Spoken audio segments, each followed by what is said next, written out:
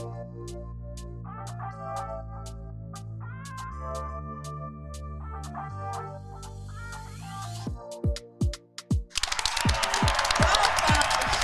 trendy. Our mission is to provoke thought about social issues, our environment, and circumstances while creating attention on how we respond, all while rocking out in the light of God. I'm your host, Tiara. I'm Tanya. I'm Keisha. I'm Slim. I'm Shanika. And today we have a deal breaker for you today. And that deal breaker, you ready, ladies? Yes. Is if you are dating and you and your significant other are moving toward a serious relationship and marriage, but you make more money than the man, is that a deal breaker for you, ladies? Deal breaker. Yeah. Deal breaker. Absolutely. Absolutely. Because I want my man to be able. Oh, let me back up.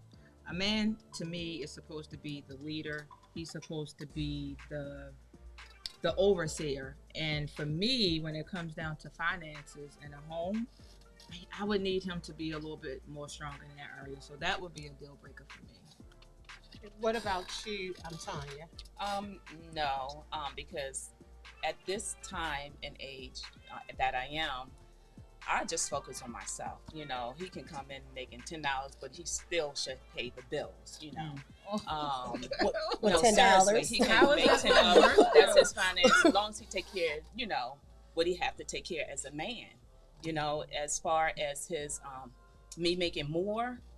You know, I'm worrying about myself. I can't worry about him. But y'all are in a relationship. But y'all are in a relationship. Exactly. So but how if are he's you only going to worry about yourself being in a relationship? And I understand that, but you stated that the money, right? Right. It doesn't matter to me at this time. Okay. In my past, yes. But now that I'm older, no. You take care of what you're supposed to, take care in a home. And I take care of what I'm supposed to. And But you don't think that's going to create some frustrations in a No. home? What about your standard of living? So are you willing to live at a standard, at a level for which he can afford to pay the bills? I think he could. I think he would. I know people who actually, if they know what I want, they will, step up and say, hey, this is what Tanya wants, and I really, truly love her, and let me take care of my business. So could he work at Amazon? Absolutely. He can work at Amazon. Making $16 an hour. I don't care what he makes, as long as he take care of what I need. I see what you're saying, Tanya. It's not about where he is. Yeah, as long as everything get paid. Right. That's where I'm at, because I think the narrative in society, we focus on, oh my goodness, the man's supposed to make this. The woman's supposed to be home. I don't want that anymore. And I think it's keep us off our focus where women cannot strive to be here, because we want the man here. No, that's not me. Okay. What about you, Nikki? I'm saying I'm a team builder. I know he said go out the window with potential and things of that nature. But just speaking from my own experience, I met a guy and he wasn't making that much money at the time. And then he went into business in partnership with one of his best friends. And now he makes six figures. He has a $500,000 home and owns mills and different things like. So I'm saying you can stay with someone, you can build with them, and y'all can grow together. So just because you come in and you meet someone and they're not making the same amount of money that you're making, I say, it's all about being in a relationship, building together, supporting one another in each other's goals. So I think that's beautiful, Nikki. But I do think I think that is beautiful.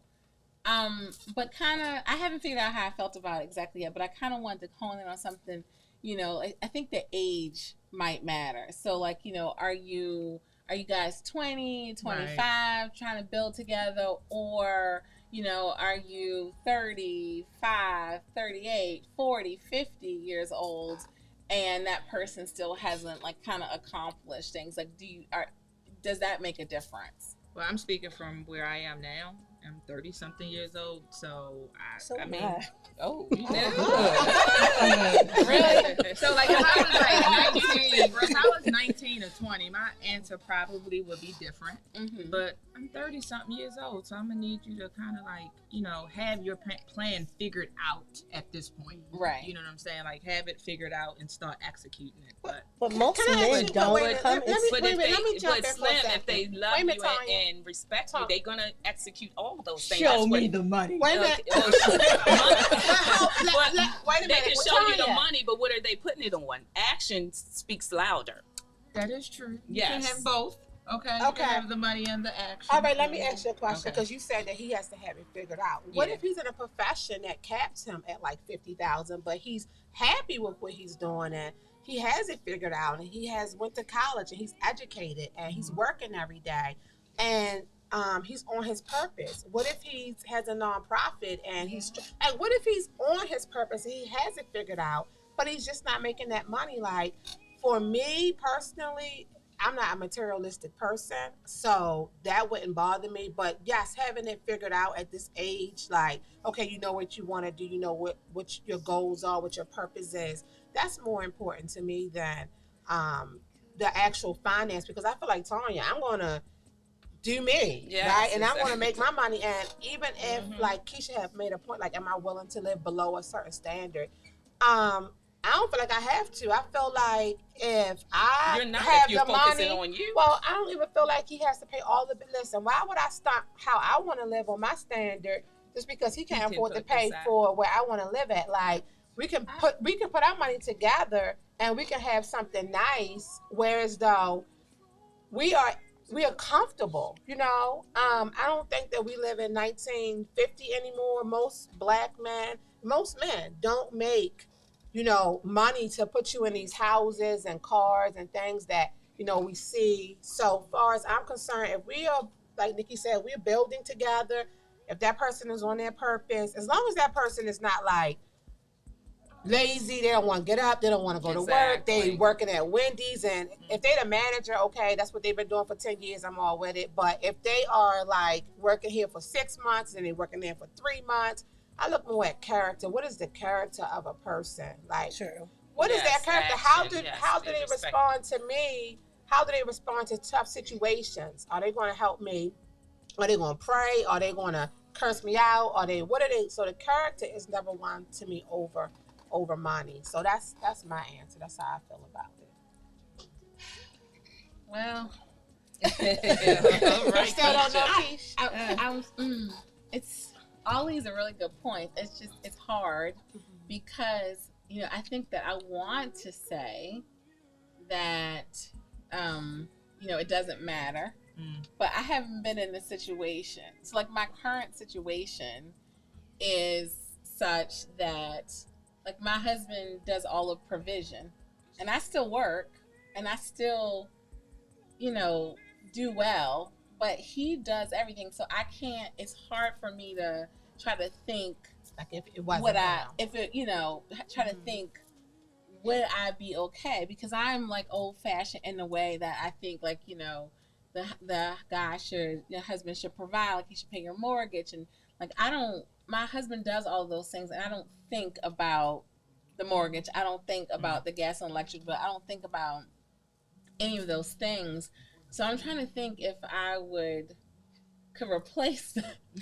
Like, I just, for me, I feel like I'm going to have to say it's a deal breaker. Okay. So Okay. I mean, I do think that a man should provide. And I do think he should Yes, provide provision. but I do y'all don't think believe that's going that. to create frustration. Only if No. money is a big deal to you. Money is not a big deal. Let me to set the stage. Y'all living in a house, right? You make more than him, and y'all splitting the bills down half. By the time he puts his money towards bills, he has nothing.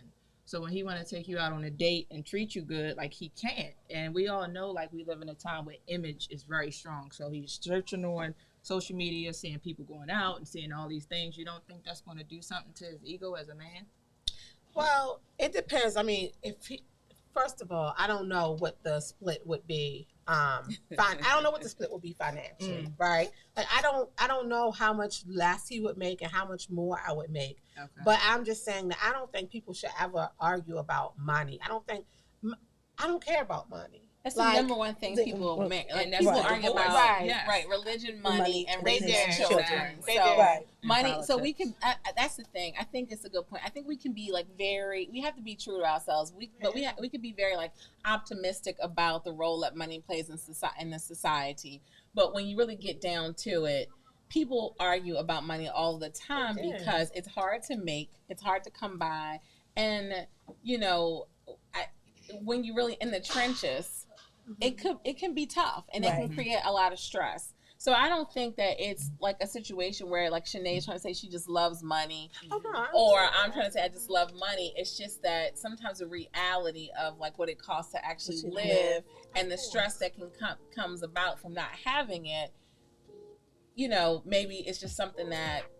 But I guess because of my age and the fact that I take care of myself already, right? So I mean, I already take care of myself. I already, you know, have a home. I already have things. You know, I don't have anybody taking care of me. So right? It's just an enhancement. So it's an enhancement for me. Now, maybe my, you know, answer will be different 20 years ago or 30, I mean, or 10 years ago. But at this point, it's kind of like, I mean, I've never cared about money, but I feel like, you know, I see people, they do argue about money, and I think it's shameful, honestly. I mean, I think that, you know, I wouldn't put a judgment on it. I would call it shameful. It depends on how they're arguing about it, right? Like if somebody is irresponsible and they know they don't make a lot of money, yes, that's something that's going to be very frustrating because you're looking for somebody that's going to be responsible. Like Tanya said, I don't care how much he make, as long as he's paying the bills. But I don't want to hear excuses. I don't want to hear you don't have your share. You don't have your money. Man can take care of everything. I'm telling you. Yes, they will. If they respect who you are, they will take care of you. They will. You expect them to grow though. So like I'm just saying, like you meet them, they he's will. making $10. Looking at you, they will. Okay. They will. Okay. Yes. They will. Yes. They will. I mean, I They do believe will. that. Like I think you have to look at character too, and you have to look at you know where their mindset is, honestly. And then what me and Shanae, she's saying about being in the 30s, you know, definitely men don't necessarily find their financial. I'm in my 20s. They don't find their financial potential until they're at least like 40, 45 years old. So you know, a lot of times. Well, I think that's true. Like, unless you have like, you know, made it big as like, you know, a musician or, you know, an athlete or, you know, like it can take a long time to build to get to that point. Right. So that's the thing. I think when you're in your 20s and your early 30s, yes, you're building with somebody that, you know, you're on the path with them. But once you get to be a little bit older, I get it. You might want somebody to come to the table that has more. I mean, I get what you're saying too, Tiara. But you also do want, here's the other thing that I thought about. You also do want the man to not feel like he intimidated. Right. Because sometimes it can be intimidating. So say for instance, like, you know, God forbid, like, you know, my daughter's in private school, like we do all these, if somebody came along, it could become a problem. If God forbid if anything happened to my husband, it could become a problem if that person is not at that same level. Because then when it's time for the tuition to come out or the horseback riding or all the different things, if he can't provide that, then it will be difficult, no matter how loving I am, for him to feel, I don't know, this is just my female opinion, but maybe we'll get like a male caller and he'll call in and have something to say. But I just feel like it might be difficult for him to feel like, you know, he's able to kind of like step up to that plate. So unless I said, okay, well, you know what, let me take my daughter out of private school, let her stop riding horses, let's stop, you know, going on these vacations, let's stop doing what we do, and I just kind of like stop all of that, maybe that's fine. But if I want to do all of those things that I've been accustomed to doing, and now he can't do it, I feel like I'm putting him in a position where like he can't be king for me, right? And so it just depends. If being king for me is what you want to be, and you can't be that, then I feel like automatically somebody else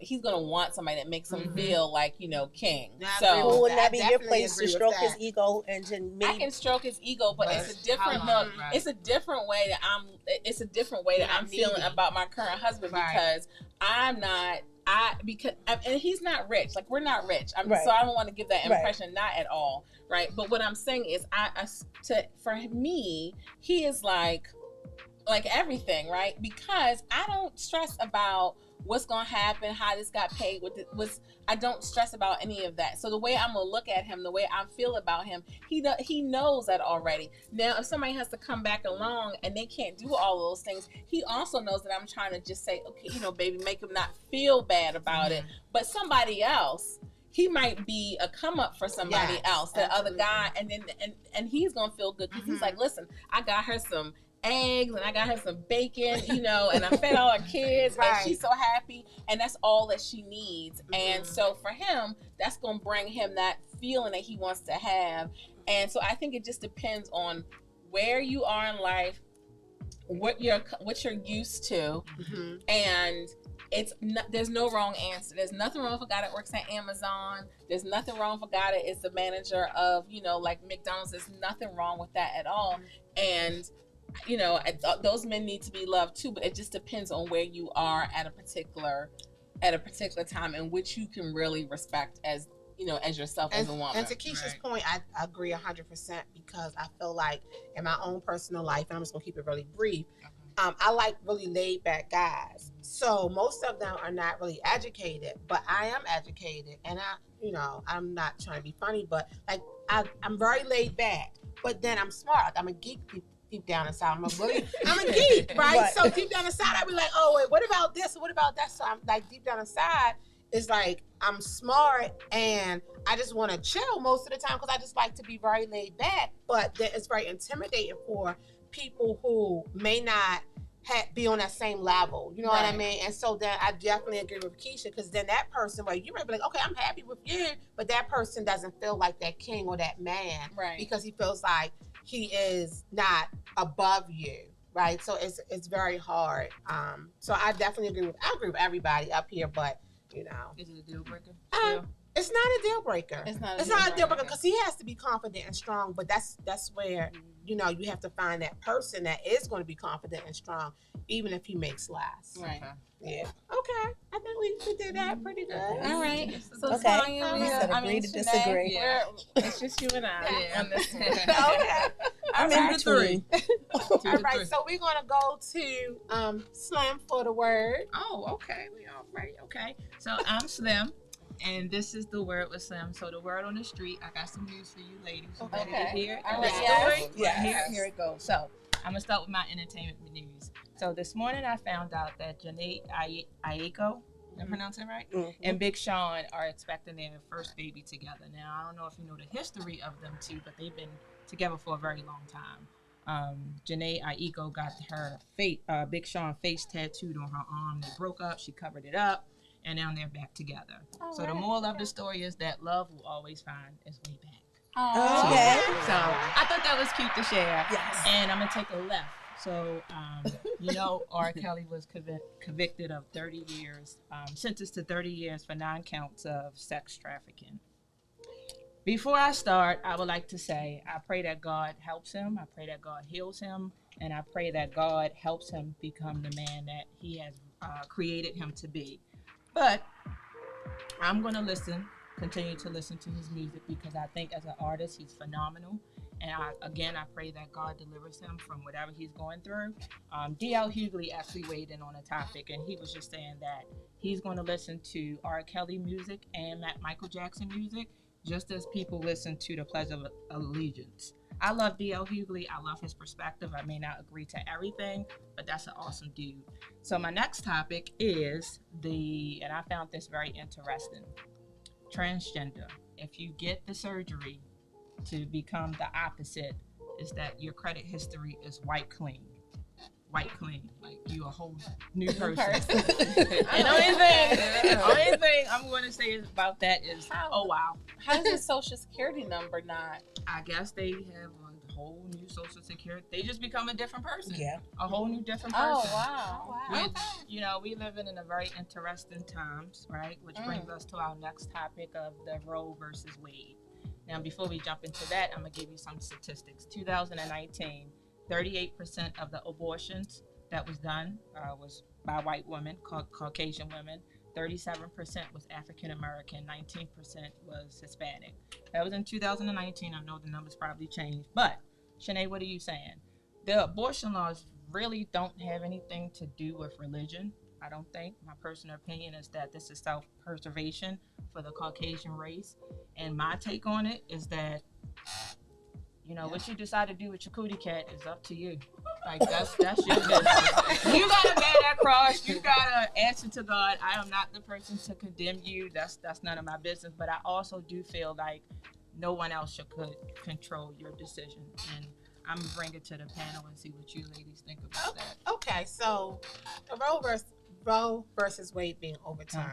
So when you think about it, it was, I do believe that church and state should be separate. Mm-hmm. However, even if it's not church, people have their own philosophical views on what they views on what they think life begins, right? And so it was a hot topic, and they didn't know. I mean, the argument was, should they be able to decide that this is a constitutional right versus the people, and it be through legislation, right? So, I mean, I don't know. I mean, if it's a constitutional right, I feel like people still have choices. This is not that abortion is just banned totally, but you just have to know what state you live in. You have to know what the law is in each state. Right. And I struggle with it as well. I do think it is a personal choice, but I don't know if it's a constitutional right, right? But I do think that, it's a personal choice. I think that people have to legislate with any laws, anything they feel like they have to vote, and they have to decide if I don't like the laws that my state is, bringing forth, then you have to vote for people who are going to support your views, or you're gonna have to move, because a lot of these states that are gonna, basically ban abortion or whatever are going to be like Bible Belt states or Republican states or whatever like that. So I don't know. I think that give us 5 years. I say give the nation 5 years. Give all of these children the ability to be born. Give the statistics a chance, because I think that what the nation is going to see is that maybe they made a mistake. Poverty, like a lot of people are in poverty that are having abortions. They don't have resources. They can't travel to states that are going to allow them to have abortions. But I can't weigh in on whether I think it's right or wrong. I mean, I think that, I don't know. I don't know the answer to that. That's something between that person and God. Right. I agree. How about you, Keisha? Y'all not gonna like my answer. Oh boy, here we go. You're just not gonna. I think that constitutional. I think the government doesn't create life. So this idea that we're trying to decide if it's constitutional right or not doesn't make sense to me. So 100% at this age, I feel like abortion should be illegal, and I feel like God creates life and gives life, and that we should not just be terminating life because. And I think, like Planned Parenthood, you can just go get abortions. You're just killing. You said 30% of us, so we're 30% of and so that means that people are using it as birth control. Yes. So it's like people are just like going out doing whatever, and then you just run and go get an abortion. And I think that we should not we should be preserving us, and I think that we should be teaching the importance of life to our children, and like who we are to God, and we should be preserving ourselves as a nation. So, and I get all the arguments. There's some really bad examples that they always come up and say, what if somebody got raped, or what if this happened, or what if that happened? And those are those are very emotional. Like, those are very emotional things that kind of get you to respond emotionally. Like, if I'm raped, should I have to carry this baby?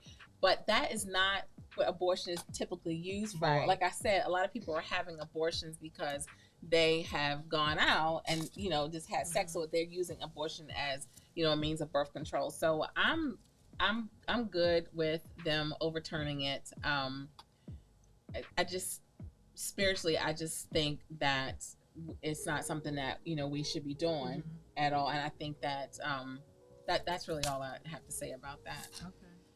Right. So, with me, what I think that they shouldn't overturn it, and the reason being is that I believe it's for the benefit of the Caucasians. In 2050, they state that 2045 that they're gonna be minorities. yes, Yeah. they Right. will be minorities. And they see how Hispanics, Black are like populating babies everywhere. And I do get where you're saying that they're using abortions just like birth control. I agree with that. However, which I do know, a friend of mine who was produced by someone who was raped and had to keep the baby, and not only that, it was the dad. So what would you do with that?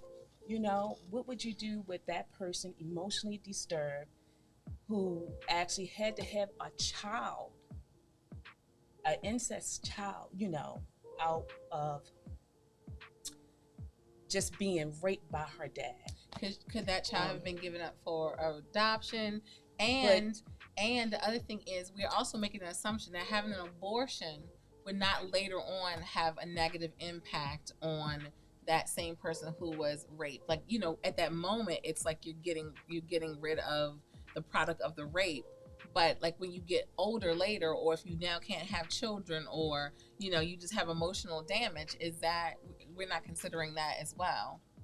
Well, I just, to me, Keisha, I just think that, if you in a state and you are in a situation like that, and not only that, they state that you can get locked up if you abort, the child, and they not looking at that woman, who have to, have that child. But I would agree with Keisha. I think that this is a severe circumstance, right? Yeah. So But when, it so happened. so It so happened back when, then. but so when I'm saying that, like, is it a constitutional right? I don't necessarily agree that it's a constitutional right, right? I mean, things are passed, right? Whether they are, passed through legislation as a law, or they passed through is it our constitutional right to have an abortion? I don't know if it's our constitutional right to have an abortion. I don't buy into all of this, like, it's my body, whatever, because while I feel like, I'm not here to judge anybody that's in a desperate situation. Right. That's why I say that's between that person and God, because only God knows what that person's actually going through they would choose that situation. But I do feel like, that the whole narrative that abortion is just banned, that's not the case. There are some provisions in a lot of the states that will allow abortions, and I think that they still you probably just have to go to your doctor, or there's probably still provisions. Those kind of circumstances, I believe there was supposed to be like the government was supposed to like have a pill or something like that, that they was going to allow still to be used nationwide. I have to do a little bit more research, but I believe I heard that. So I don't think that anyone is saying, listen, everybody that's traumatized, I just want you to push these babies out. But I do agree that people are carelessly having sex. We're not teaching our young adults, we're not teaching our daughters to preserve their bodies. We're not telling them, listen, like, for instance, I have teenage girls, and people say, oh, put them on a birth control. No, I did not do that, because that is sending a message that it is okay to have sex. I tell you that you should not have sex. If you do it, you're human, just like I'm human. But I would not pump a contraceptive into my daughter, because that's just like saying, okay, well, you are covered now and you can't get pregnant. So no, the pregnancy is not it's not the worst thing. Having a baby is not a bad thing. It's not the worst thing in the world, right? I mean, it's other things what these women out here, these young girls out here having sex carelessly, they're messed up mentally. By the time they get in their 20s, they've had sex with so many people. They have so many other issues that are happening. So I think that we have to, just teach our children to preserve themselves. And again, like I said, it's a tough topic. It's a very tough topic. Right. You got 3 questions. Okay. I'm gonna give it to y'all all at one time. Okay. I want to know, where do y'all believe life begins at? That's the first question. The second question is, could you be possibly killing the answer to your prayers, like the next cure for cancer? You know, could you be possibly killing the? And the last question is a woman in a mental place when she's actually having a child hormonal. I'm not saying it right, but hormonally, you know, to make a decision about somebody's life at that moment based on her emotion.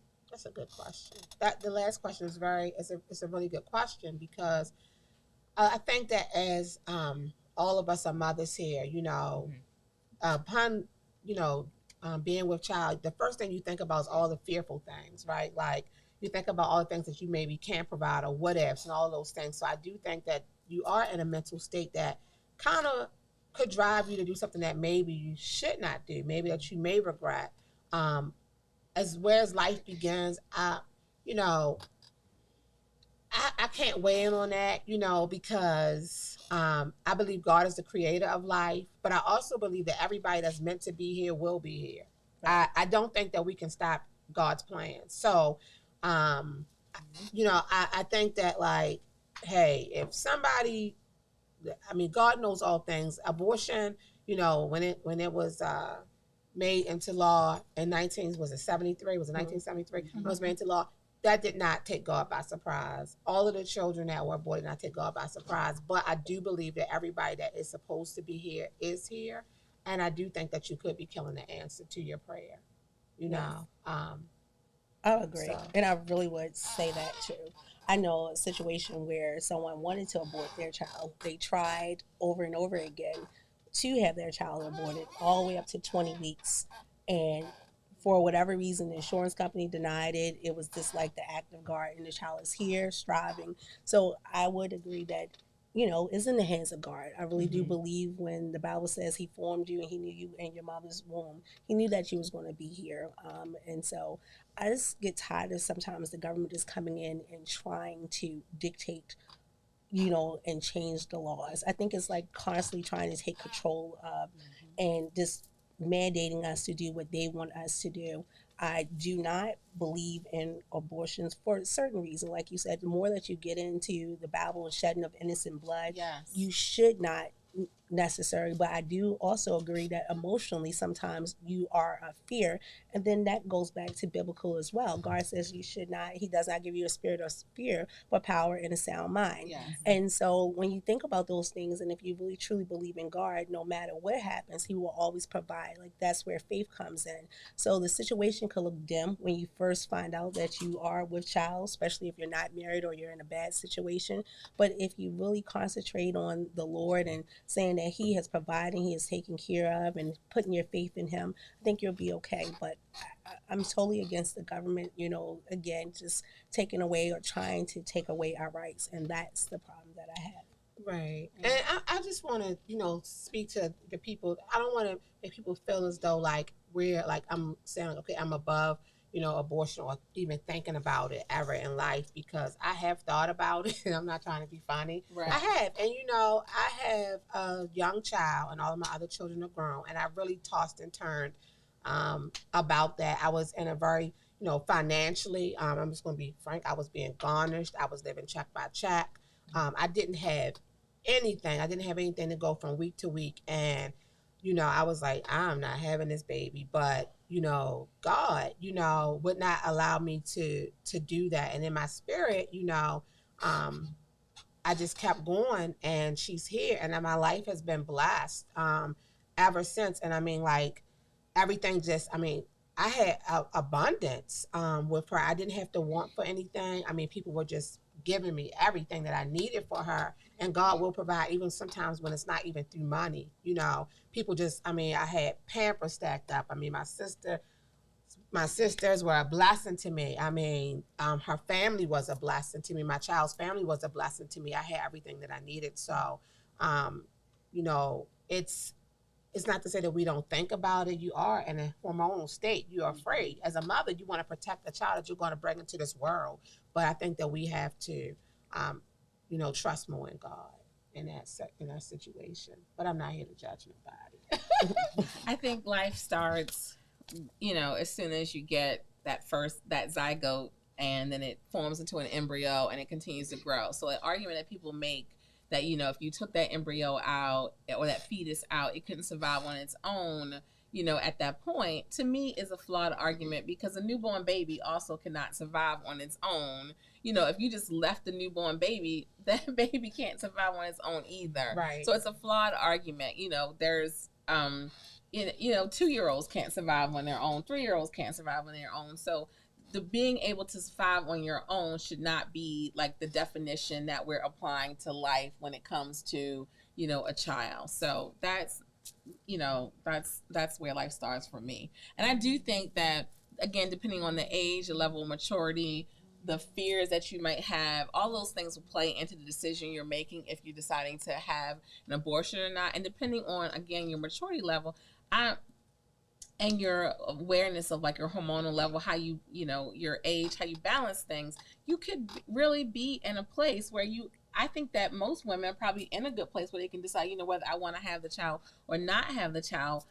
I just feel like this should not be, as soon as somebody gets pregnant, I don't think that should be the thing that we're thinking as a nation, that, should I keep this baby or should I just not have this baby? Right. I think that we're in a really bad place, and I do say this from a religious place, but I think we're in a really bad place spiritually if we are now saying, I'm pregnant.